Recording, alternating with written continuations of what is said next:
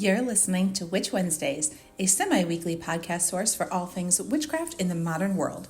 Join your host, Steph, on Wednesday mornings to chat about seasons, Sabbats, and all new witchcraft topics to help you make your life more magical.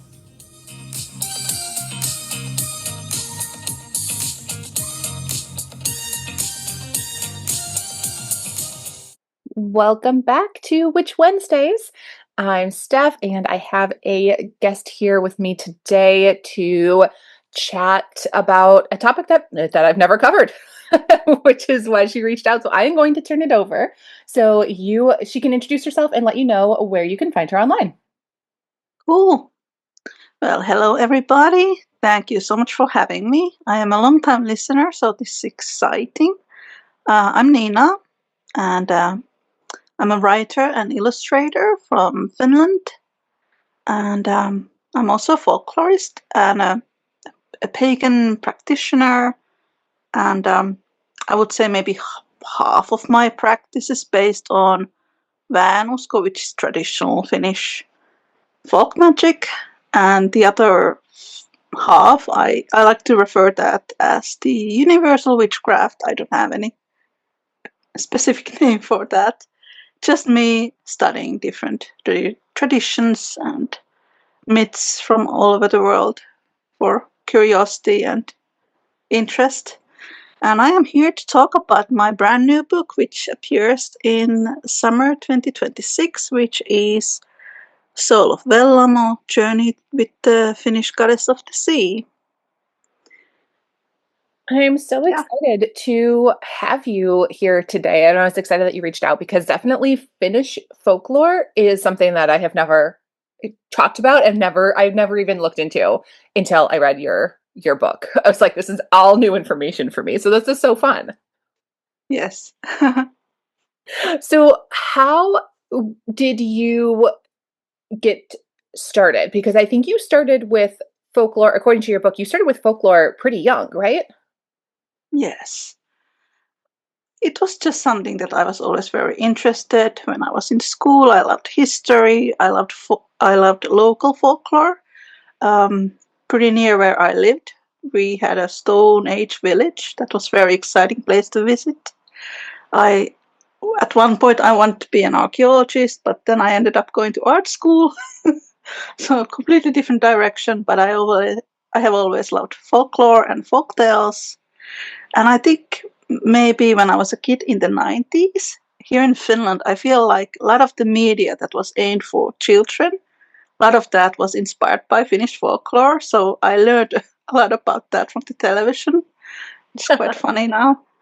And a lot of the things that came around that time were from entertainment. It's fun. A lot of my favorite children's books were about Finnish history from the 19th century and ghost stories from that era, all of that.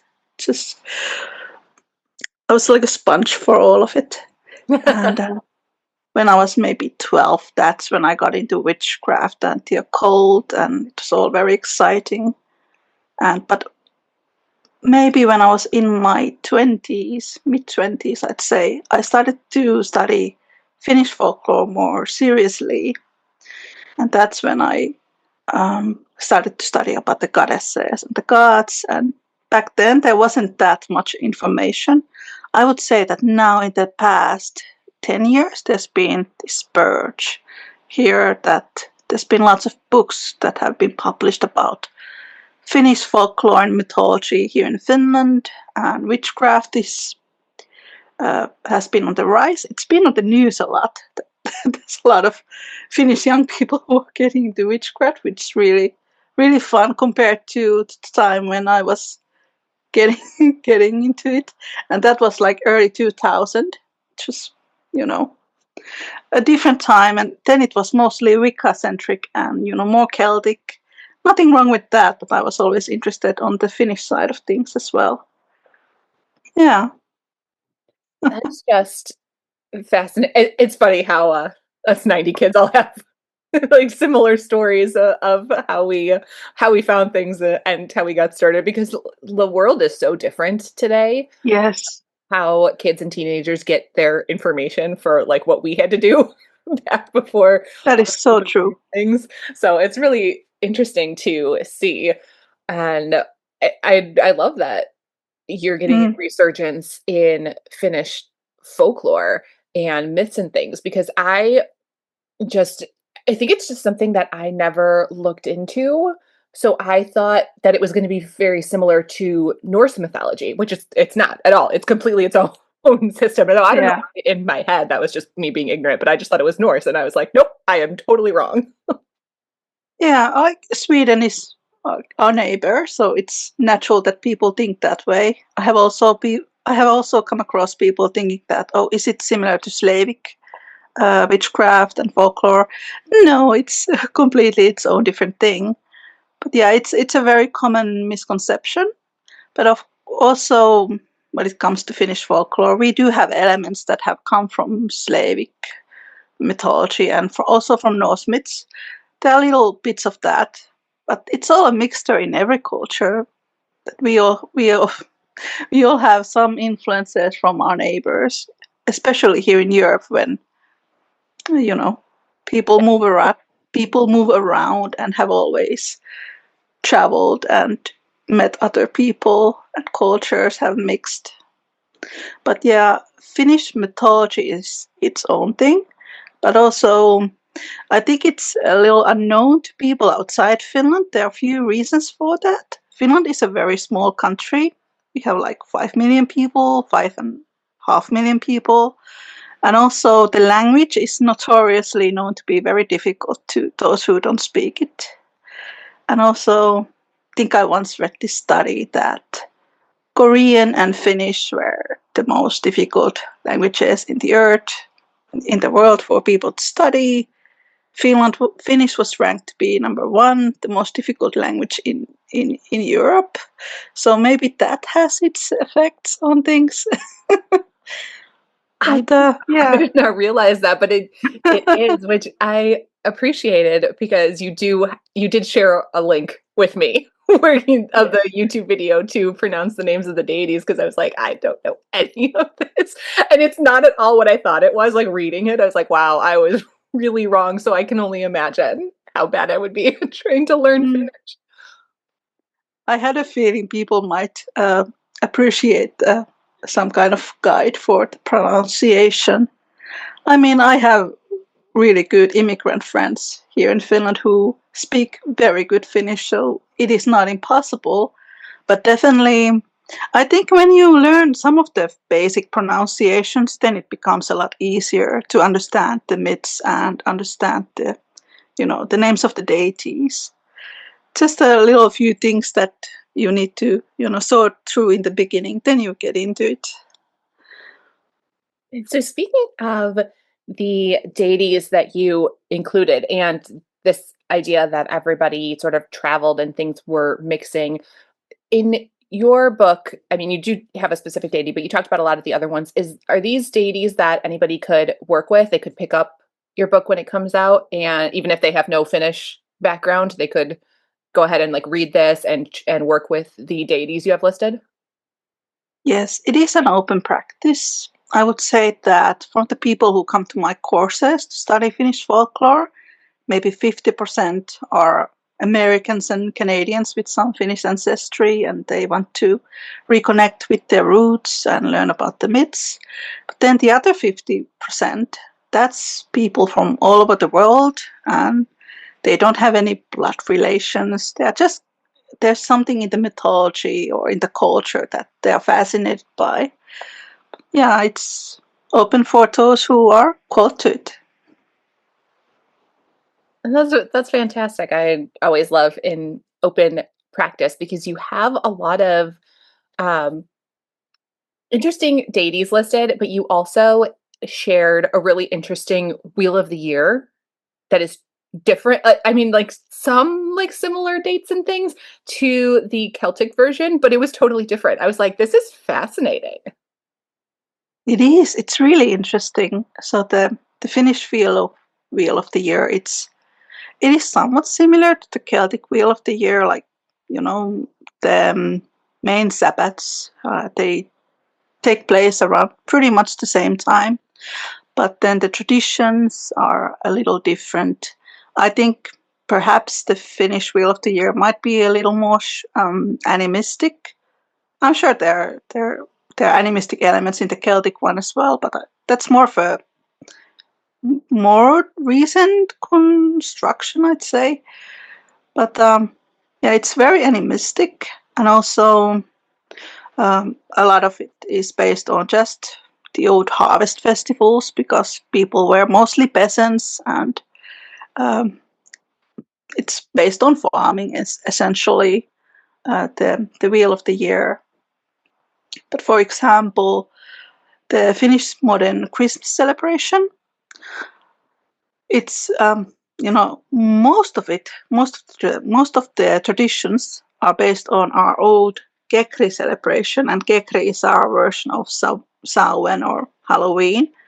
And I was just thinking about this today because Christmas is coming, and one of our Christmas traditions that is very loved here in Finland is that the president gives a speech on Christmas Eve in Turku, which is our old capital, and he wishes Christmas peace on earth for people and the animals, and people just really like that. It's televised and all that, but it's actually based on an older tradition, pagan traditions from the time when people celebrated Kekri. And there was a Kekri peace that was announced each year, and it lasted from October to November, for people to live in peace, let animals to live in peace and be in harmony with each other and with nature. So we have lots of things like that that go way back in time. It's fascinating. And then some holidays like summer solstice, which is a big deal here. Originally a pagan festival, it's celebrated by Christians and atheists and everyone, but maybe they don't think about the pagan origins of it, but of course it's pagan. It's bonfires and having a feast, and people who don't necessarily do magic or are pagans also might like to perform some spells around that time. That sounds like a fun one. One of my favorites. So would you say, as a culture in Finland, that people are more open to the idea of paganism and spells, or is it more on the religious side where they think you're kind of weird? We are very secular. I think most people like to give the impression that we are very smart and rational. Christianity is still a big religion in Finland, not as big as it used to be. There's also a lot of atheists and agnostics, people from different religions. But I have seen lots of more acceptance towards paganism. I think we are very scattered around Finland. There's not any particular areas where people are more pagan than other areas. But also I think it's part of our culture that we don't really share that much about our religions or spirituality. It's seen very personal, so it's also a cultural thing. So if you don't hear about it that much, yeah. But we also have some neo-pagan organizations that are basically based on around Finnish paganism and sort of old ways.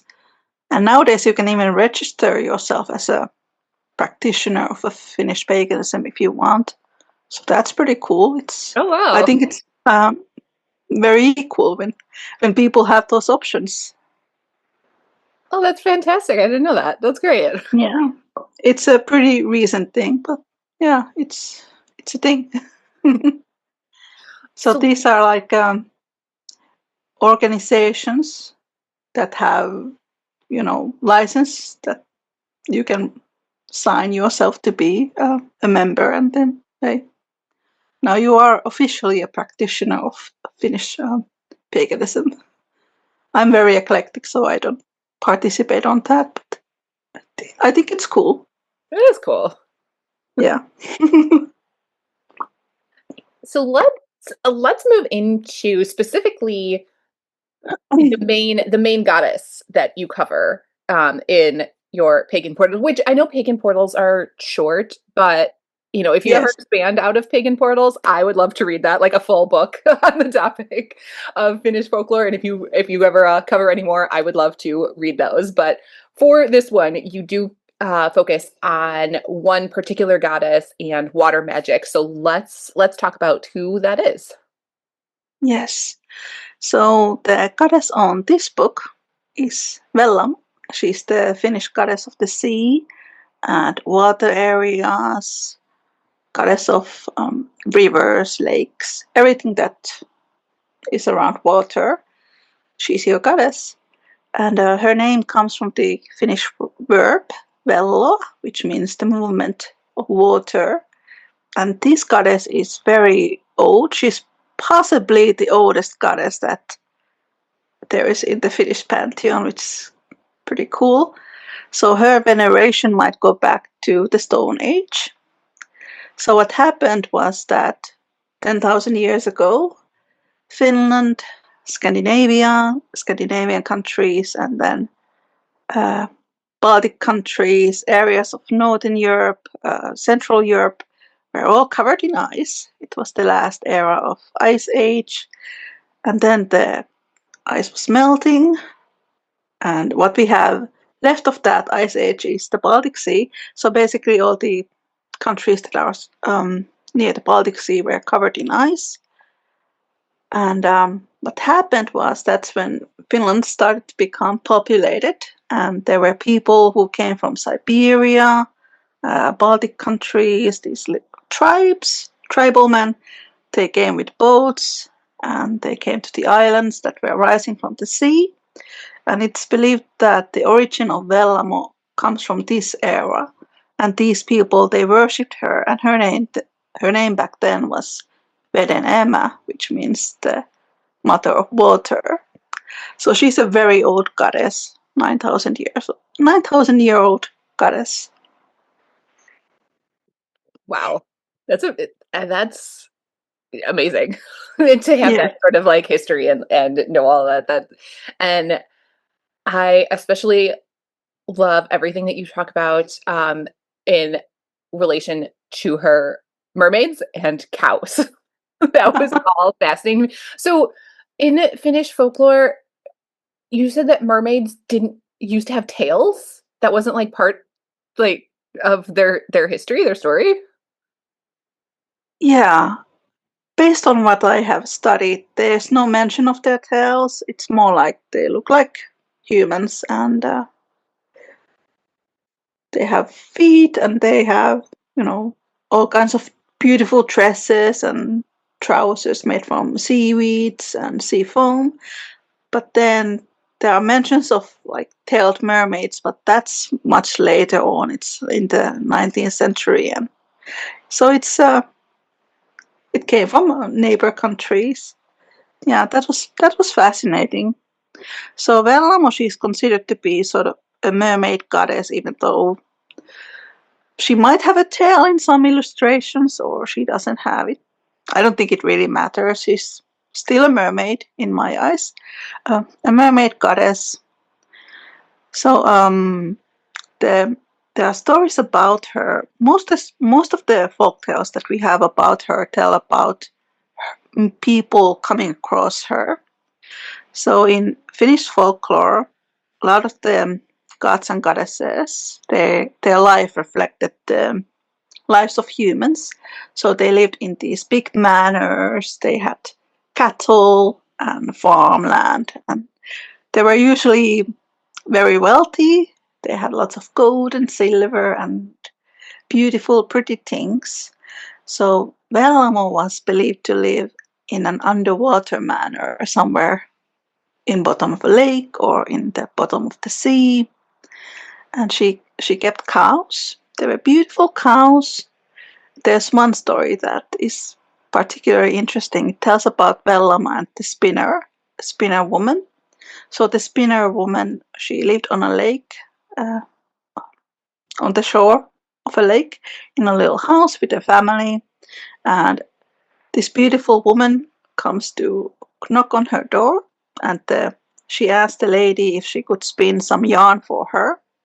And the lady takes the yarns and she says that, oh, she's going to spin them for the woman. And when the lady is spinning the yarns, she's using saliva to, how do you say it, tame the bristles in the yarn. And she spins the yarn to balls of yarn, and next day the woman comes back. She asks the lady for the yarn, but she cannot accept them. She says that the lady has used hot water when spinning, so she cannot take them. But she agrees to come back the next day, and the lady realizes that she has used the saliva and that she cannot use that, and she takes a bowl of water from the lake and is going to use that to tame the bristles in the yarn. So she spins the yarn again with her spinning wheel. Next day, the woman comes back and she's now very happy. Oh, I'm going to take these yarns. These are beautiful. And she says to the woman she can keep the previous yarns that she has spinned, and that there's always going to be fish in the lake for her. And woman is very thankful, and she thinks that the yarns were enough. She didn't need anything else. But then she follows the woman. She peeks through the window and she follows the woman. The woman walks to the beach and she walks straight to the lake with the yarns and disappears. Then the spinner woman realizes it was Vellamo, the goddess of the sea, who gave her the yarns. And that day forward, the family always gets fish from the lake. But it's a really interesting story, because why cannot the goddess accept the first batch of yarns? Because the woman used saliva. I had never heard saliva to be called hot water, which I love now. But that's so cool. But I think it's because there is this belief that the goddess lives in the other world. She cannot take these human remnants to the lake. But it's a really fascinating story. It is. I have never heard that either, but I do know that in a lot of witchcraft, like spells and rituals and things, it does call for saliva to like make it a part of you and to, like really attach yourself to a working. So that makes sense to me. But I've never heard Yes. that in mythology before. That's really cool. Yeah, I thought it was just fascinating story. And in Finnish animism, it was also very common that your toenails, your hair, it was all part of you. So you had to be very careful when you dispose those things. So like I read this belief once that if you cut your hair and you leave it to the birds, if it was taken a wrong kind of bird to their nest, then something bad was going to happen to you. But if it was taken like little pretty birds, then something nice was going to happen. So that's interesting. Yeah. I've never thought about. I always when I like brush my hair and I have hair shedding, I always do it outside because I'm like, oh, birds are going to take it to their nest, and then I'm not, it's not being wasteful. But I never thought about what kind of bird is taking it. Yeah. I'm the same. I always leave some hair outside when I brush my hair. I don't really believe in this superstition. I think all birds are okay with me. Yeah. Oh yeah, that is something else. The superstitions that you have in your book, I loved. That is like one of my favorite things. Like I love where like those stories come from. But you had so many and they were great. And there was one that like I was reading it as I was doing it, and that was that drinking coffee standing up makes you grumpy. And I read that like as I was drinking coffee standing up in the kitchen. I was like, oh no. That would make me laugh. But all of the superstitions, I was like, these are so fascinating. Yes, and there are so many of them. They're just hilarious. Sometimes they are very contradicting. Maybe they were collected from different parts of the country. I don't know. Some of them are really, really funny. Same with many of the folk tales. Some of them are hilarious, and some are just really scary. Yeah, Yeah, I prefer the funny ones, but that yeah, one just laughed true. at, like, the timing was just perfect. I was like, "Oh no, I'm gonna be grumpy today because I drank my coffee standing up." But yeah, all of the superstitions were very interesting. I love seeing where those come from, and then seeing like that some of them are something similar that I've like heard before in another tradition. To see how those overlap is always fascinating to me. The history behind that. Absolutely. I'll I prefer to call myself as a folk witch because that's the thing that I like the most, the folk beliefs and sort of folky witchcraft traditions. Those are usually the most interesting ones. And yeah, I agree. That's my favorite part, and I think you probably have a similar love of history. If you mm, wanted to go into archaeology, you have to have some sort of fascination with yes, absolutely. It was funny because this story about Vellamo and the spinner, it's a really fascinating one. But when I was doing research about her, a lot of the stories I came across were these moments of her, being with her cows somewhere in the shore, and then people would come across her in the forest and see her with the cows, and then maybe sometimes the land cows would mix together with Vellamo's cows, and then the human would take possession on one of these cows of the sea goddess. And these cows were believed to uh, make lots of milk, so they were profitable because from milk you could make butter and other things. But it's fascinating to me that such she's connected with cows. Cows are her sacred animals, and Finland. It was a for a very long time. Finland was a farming society. I think this urbanization it's a quite a new thing. It only happened like after the Second World War, so it's not such a new thing. And the country, it's like a mixture of urban and rural areas. So we had a very long tradition with farming and agriculture. But then cows are fascinating because they were believed to be women's animals and more like pets. And a lot of these myths about Vellamo, they emphasize this connection that women had with cows. And I think that's really beautiful. And a lot of the stories are about people coming across her when fishing or when they are like walking walking the woods with their cows, which I think it's funny that you can come across the sea goddess that way. I would not have associated cows with the sea goddess. That would not have been my first Yes. thought at all. It's funny. I went to university in Wales and I lived in the UK for 4 years.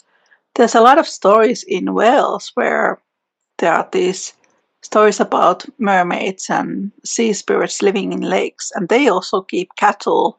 They have sheep and cows in the lakes. So it's quite fascinating. And then I read some Slavic stories as well where this happens. So it's not only Finland, also in some other cultures where there are cows connected with water. So that's fascinating. It is, and I have found like I said, I'm not familiar with Finnish mythology at all, but I do know that there are cows in Norse mythology as well. So that's very interesting to me because I have not found um, as much about cows when it comes to just like things that came just from America. I mean, there's really nothing here. We all like got it from someplace else, from all of the settlers from everywhere else. But that's fascinating because we have so many cows here and we just don't even, it just does not even like occur to us. But then from a lot of mythology from Europe has so many cow references and cow information. I'm like, this is fascinating to me. I love it. Yeah, it probably has to do with farming being such a prevalent thing back in the days, I think. Yeah, it just must be. I mean, I'm in the Midwest here in the States, so I probably see more cows than a lot of people, but I love cows. I think that they are like the cutest little things. Absolutely. Maybe not I was as in cute as like the Highland cows that you have, yeah. but we have our own version here, and they're just giants. But I love cows. Yeah. They're just adorable. They really Mm. are such cute animals. So, do you have, before we wrap up here, do you have any last advice to give to beginners who, like me, are not at all familiar with Finnish mythology and folklore and have listened to this episode and are thinking this sounds very interesting and they would like to get started? Do you have any advice for how they could do that? Sure.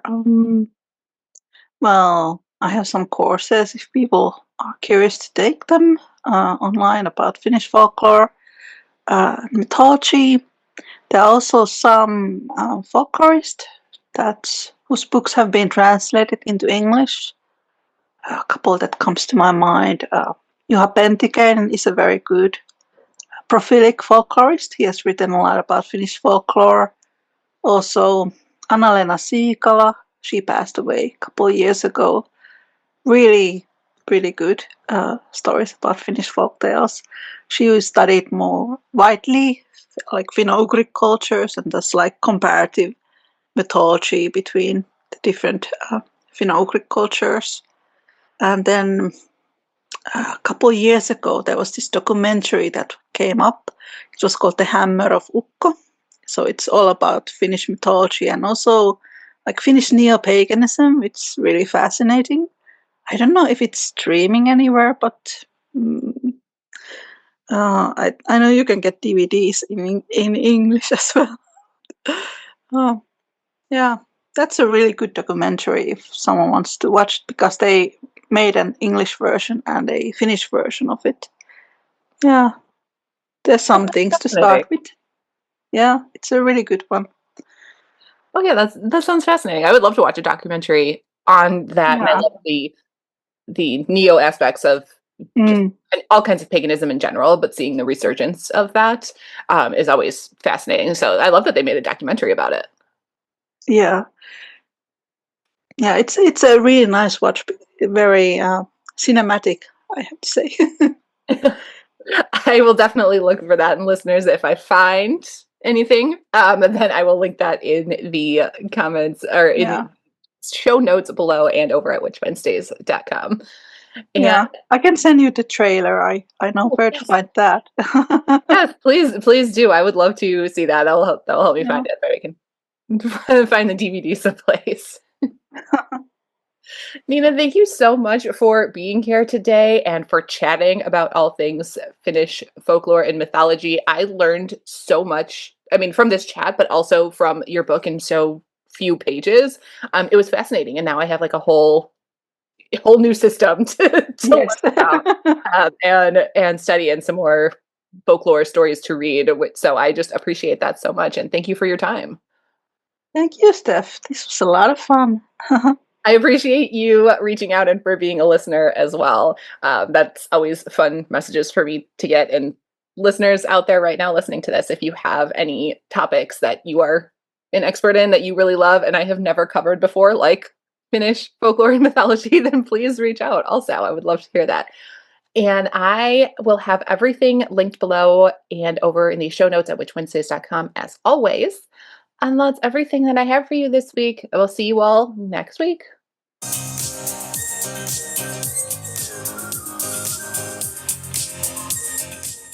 Need even more witchcraft in your life? Subscribe to Witch Wednesdays on Patreon and YouTube for all types of exclusive bonus content like spells, recipes, book reviews, and more, or even order personalized tarot readings and spells. Be sure to follow on Instagram at Witch Wednesdays Podcast. And you can find all these links and more at witchwednesdays.com.